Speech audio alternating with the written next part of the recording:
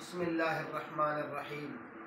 میرے محترم سامعین و ناظرین، آج میں آپ کی خدمت میں جو گفتگو پیش کرنے لگا ہوں وہ مقام قرآن مقدس اور فضیلت قرآن مقدس اور مشغولیت قرآن مقدس کی برکات ہے کہ قرآن مقدس کی کتنی برکات ہیں۔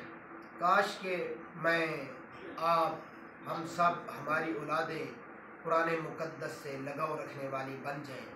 تو اسی سلسلے میں ایک حدیث پاک پیش کرتا ہوں، قرآن مقدس کی کتنی برکات ہیں۔ وعن ابی سعید قال قال رسول اللہ صلی اللہ علیہ وسلم یقول الرب تبارک و تعالی من شغلہ القرآن عن ذکری و مسئلتی اعطیتہ افضل ما اعطی سائلین وفضل کلام اللہ تعالی علی سائر الکلام کفضل اللہ علیہ علی خلقہ، رواہ الترمذی والدارمی۔ توجہ سے اس حدیث پاک کا ترجمہ آپ سنیں اور پھر ہم اندازہ لگائیں کہ قرآن مقدس کی تلاوت پر، قرآن مقدس کی محبت پر خدا عز و جل کتنے بڑے بڑے انعامات سے نوازتے ہیں۔ قرآن مقدس میں اپنے اوقات صرف کرنے والوں کو اللہ تعالیٰ بن مانگے انعامات عطا فرماتے ہیں، مرادیں پورا کرتے ہیں اور مدد فرماتے ہیں۔ ایسے لوگ سکون سے زندگی گزارتے ہیں۔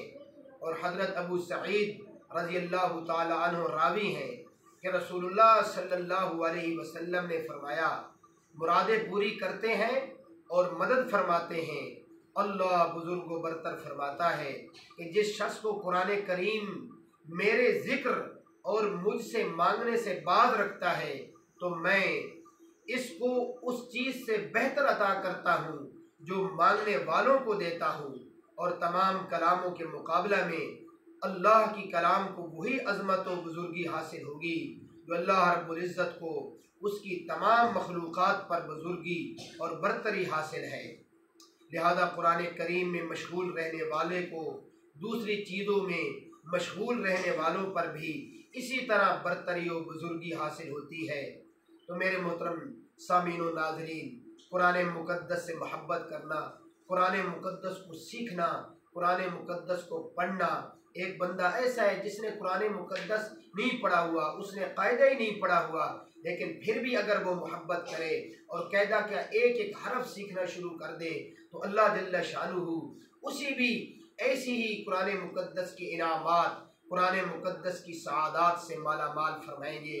اللہ مجھے اور آپ کو عمل کرنے کی توفیق عطا فرمائے اور ہماری اس گفتگو کو آگے تک پہنچانے کی توفیق عطا فرمائے۔